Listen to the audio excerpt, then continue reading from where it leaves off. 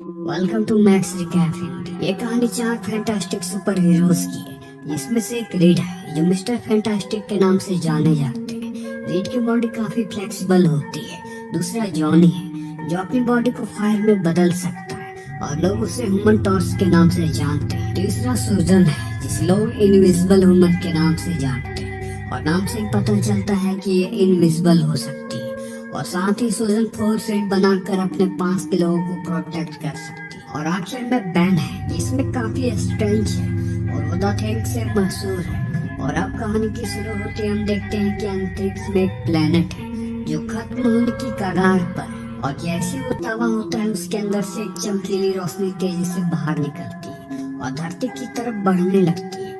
वो धरती के अलग अलग हिस्सों से गुजरते हुए जमीन के नीचे चली जाती है, इससे एक बहुत ही बड़ा होल क्रिएट हो जाता है और उस चमकती हुई चीज के गुजरने से धरती में काफी सारे बदलाव होने लगते हैं, जैसे कि रेगिस्तान में बर्फ गिरने लगते हैं, समंदर गर्म इलाकों में आइस की तरह फ्रीज हो जाते हैं, ग्लेशियर पिघलने लगती है। और अब हम दूसरी तरफ देखते हैं जहाँ रीड और सूजन शादी करने वाले हैं और उनकी शादी की बात न्यूज चैनल पर भी चल रही होती है। उनकी शादी न्यूज की हेडलाइन बनी होती है। सूजन अपनी शादी को लेकर काफी खुश होती है और रीड से कहते हैं कि हम अपनी शादी को आम लोगों की तरह ही एंजॉय करें और उस दिन हम किसी भी तरह की सुपर एक्टिविटीज में भाग नहीं लेंगे।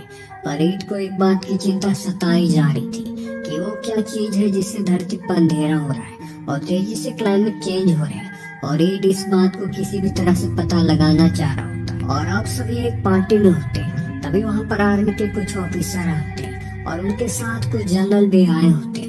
जनरल लेकर रीड को सारी सिचुएशन बताते हुए उसे कुछ फोटोज दिखाते हैं जो उसी गहरे होल की होती है। जनरल रीड को एक ऐसा सेंसर बनाने को कहता है जिससे वो सब्जेक्ट को ट्रैक कर सके, पर रीड इस काम के लिए मना कर देता है। वो कहता है कि अभी मेरी शादी है और मैं इन चीजों पे भी उलझना नहीं चाहता हूँ। असल में रीड की गर्लफ्रेंड शादी के लिए काफी एक्साइटेड होती है और उसने रीड से वादा लिया होता है कि शादी तक वो किसी भी तरह की सुपर एक्टिविटीज में शामिल ना हो। और रीड सूजन का दिल तोड़ना नहीं चाहता था, इसलिए वो जनरल के काम के लिए मना कर देता है। पर रीड का सूजन के सामने ये सिर्फ एक दिखावा था। वो सूजन से चिपकर सेंसर बनाने में लग जाता है और रीड बहुत जल्द ही उस सेंसर को बनाने में कामयाब हो जाता है। और अब रीड और सूजन की शादी का दिन होता है जहाँ रीड के रडार पर वार्निंग अलर्ट आनी शुरू हो जाती है।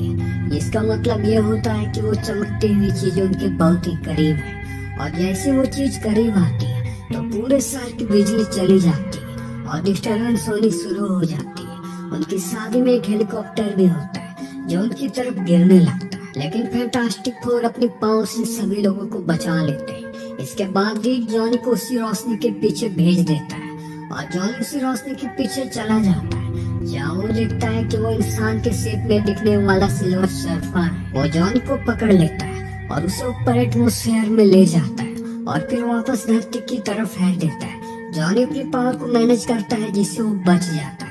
इसके बाद जॉनी अपनी टीम से मिलता है और उन्हें सिल्वर सर्फर के बारे में बताता है और कहता है कि जब से मुझे सिल्वर सर्फर ने छुआ है मेरी तबीयत कुछ ठीक नहीं लग रही। और जब सूजन उसे चेक करने के लिए टच करती है तो दोनों के पावर्स एक्सचेंज हो जाते हैं। सूजन जलने लगती है और उड़ने लगती है। भाई जॉनी अपने आप में पाता है कि सूजन की पावर्स उसके अंदर आ गई है और जब जॉनी सूजन को पकड़ता है तो वापस से उसके पावर उसके अंदर आ जाते हैं। जिसके बाद रीड उनकी बॉडी चेक करता है जहाँ उसे पता चलता है कि ये सब सिल्वर सर्फर के छूने से हुआ है। वो बताता है कि उसके छूने से जॉनी में एक अलग ही पावर आ चुकी है जिससे कि जॉनी किसी को भी छूकर उसके पावर को अपने अंदर ट्रांसफर कर सकता है और अपने पावर को दूसरे में भी ट्रांसफर कर सकता है। रीड उन्हें एक बात और बताता है कि सिल्वर सर्फर हमारी धरती पर आने से पहले भी कई सारे प्लेनेट पर गया है और वो जिस किसी भी प्लेनेट पर गया है वो प्लेनेट से 5 ही दिनों के भीतर ही तबाह हो गया। और अब सिल्वर सर्फर के बनाए गड्ढों के पैटर्न से उन्हें पता चल जाता है कि अगला गड्ढा लंदन के एक नदी में बनने वाला है। इसके बाद सभी सिल्वर सर्फर को रोकने निकल पड़ते हैं, लेकिन उन्हें पहुंचने में थोड़ी देर हो जाती है। वहाँ पहुँचते ही वे देखते हैं कि नदी के बीच में गड्ढा बन चुका है और नदी का सारा पानी उसी गड्ढे में जा रहा है।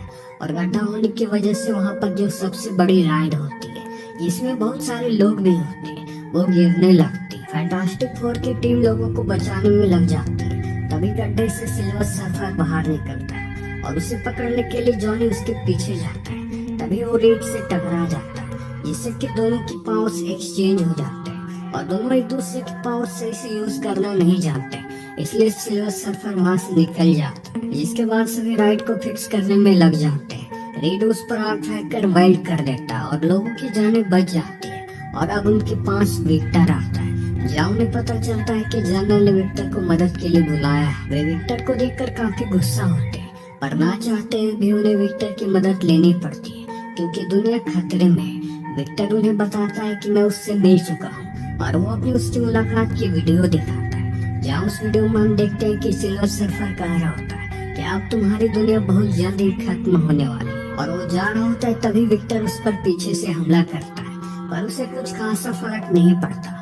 वो विक्टर पर हमला करता है, जिससे विक्टर दूर जा गिरता है। विक्टर उन्हें बताता है कि उसके हमले से मेरे जितने भी घाव थे वे सब के सब पूरी तरह से ठीक हो गए और उससे मुझे पता चला कि सिल्वर सर्फर में कॉस्मिक पावर है जो मेरी एनर्जी का स्रोत है। और विक्टर उन्हें बताता है कि सिल्वर सर्फर की ताकत उसकी बोर्ड से जुड़ी हुई है और अगर हम किसी तरह से उसकी बोर्ड को उससे अलग कर दें तो वो कमजोर हो जाएगा। यह जानने के बाद रीड उसके लिए एक डिवाइस बनाने में जुड़ जाता है जिससे वो सिल्वर सर्फर को उसके बोर्ड से अलग कर सके। और दूसरी ओर विक्टर अपने ही किसी डिवाइस पर काम कर रहा होता है, तभी उसे सूजन देख लेती है और उसे वार्न करके चली जाती है। और अब सभी एक जंगल में पहुंच जाते हैं जहाँ सिल्वर सर्फर अपना अगला गड्ढा बनाने वाला है और वो अपने साथ रीड की बनाई हुई डिवाइस को भी लाए होते हैं और वो उस डिवाइस को एक्टिवेट करने के लिए अलग अलग दिशाओं में लेकर चले जाते हैं और सभी डिवाइस को एक्टिवेट कर देते हैं। और जब सूजन अपने डिवाइस को एक्टिवेट करने वाली होती है, तभी वहाँ पर सिल्वर सर्फर आ जाता है। सूजन उससे बात करने की कोशिश करती है। वो पूछती है कि तुम हमारे प्लेनेट को क्यों बर्बाद करना चाहते हो, जिस पर वो कहता है कि वो कोई और है जो मुझसे ये काम करवाता है और मुझे अपने परिवार को बचाने के लिए उसकी बातें माननी पड़ती है, नहीं तो वो मेरे पूरे परिवार को खत्म कर देगा। तभी आर्मी सिल्वर सर्फर पर हमला कर देती है, लेकिन वो अपने बोर्ड से मिसाइल को अब्सॉर्ब कर लेता है और मौका पाते ही सूजन डिवाइस को एक्टिवेट कर देती है और डिवाइस के एक्टिवेट होते ही वो अपने बोर्ड से अलग हो जाता है, जिसके बाद आर्मी उसे अपने अंदर ले लेती है और वो फैंटास्टिक टीम को इस मसले से दूर रहने को कहते हैं। वे कहते हैं कि अब आर्मी और गवर्नमेंट डिसाइड करेगी कि इसका क्या करना है। सूजन सभी को बताती है कि वो किसी के लिए काम करता है और उसका प्लान तबाह करने का कोई भी इरादा नहीं है, हमें उसकी मदद करनी चाहिए। सूजन इनविजिबल होकर सिल्वर सर्फर से मिलने चली जाती है, जहाँ वो बताता है कि ये जो मुझसे काम करवाता है उसका नाम गैलेक्टस है और वो प्लैनेट्स को तबाह करके उसके एनर्जी से जिंदा रहता है। वो बताता है कि मेरा जो काम धरती पर था वो खत्म हो गया और मेरी बोर्ड गैलेक्टस को लाने के लिए एक विगन है, वो मेरी बोर्ड को फॉलो करता हुआ यहाँ आ जाएगा। और मैं तुम्हें बता दूं कि गैलेक्टस यहाँ कुछ ही समय में पहुँचने वाला है। ये जाने के बाद सूजन तुरंत अपनी टीम से मिलती है और उन्हें सब कुछ बता देती है और अब उन्हें अपने प्लेनेट को उस एंटिटी से बचाना होगा। वे समझ चुके होते हैं कि धरती को बचाने के लिए सर्फर बोर्ड को डिस्ट्रॉय करना होगा। वहीं दूसरी तरफ हमें दिखाया जाता है जहां विक्टर जनरल के पास उस बोर्ड को टेस्ट करने आया, पर उसके इरादे ठीक नहीं होते। वो अपनी बनाई हुई डिवाइस को कलाई में पहनकर बोर्ड को कंट्रोल कर लेता है और वो बोर्ड की सारी पावर्स कंज्यूम कर लेता है, जिसके बाद वो वहाँ पे जनरल के साथ सभी आर्मी ऑफिसर्स को मार देता है। और जब फैंटास्टिक फोर की टीम वहाँ पहुँचती है तो वो देखते हैं कि बोर्ड वहाँ पर नहीं है। वहाँ का नजारा देखते ही वे समझ जाते हैं कि विक्टर ने बोर्ड को हासिल कर लिया। वे सबसे पहले सिल्वर सर्फर को आजाद करते हैं, इसके बाद वो विक्टर को ट्रेस करते हुए उसकी जानिब निकल पड़ते हैं और विक्टर की पावर्स के सामने वे टिक नहीं पाते। और अब विक्टर सिल्वर सर्फर को मारना चाहता है। वो सिल्वर सर्फर की तरफ एक रोड फेंकता है, तभी सूजन उसे बचाने के लिए उसके सामने फोर्स शील्ड बनाती है, लेकिन वो रोड सूजन को जा लगती है, जिससे सूजन काफी जख्मी हो जाती है और वो अपनी आखिरी सांसें ले रही होती है। ये देखकर रीड को काफी दुख होता है। भाई जॉनी अपनी बहन का यह हाल देखता है तो उसे काफी गुस्सा आता है। वो विक्टर को किसी भी तरह से मारना चाहता है, इसलिए वो अपने तीनों साथियों की पावर्स अपने में ले लेता है और विक्टर से फाइट करने लग जाता है। और विक्टर के हाथों में लगे उस डिवाइस को भी तोड़ देता है जिससे वो बोर्ड को कंट्रोल कर रहा होता है और बोर्ड विक्टर से अलग हो जाती है। और अब सिल्वर सर्फर को अपने बोर्ड मिलने से उसकी सारी पावर्स वापस आ जाती है, लेकिन सूजन की मृत्यु हो जाती है और सभी सूजन की मृत्यु से काफी दुखी हो जाते हैं। पर सिल्वर सर्फर अपनी पावर को यूज करके सूजन को जिंदा कर देता है। वहीं अब हम गैलेक्टस को देखते हैं जो धरती पर पहुंच चुका है और वो धरती में किए हुए हॉल से धरती की एनर्जी सोख रहा होता है। और सिल्वर सर्फर कहता है कि मैं इस प्लेनेट को तबाह होने नहीं दूंगा।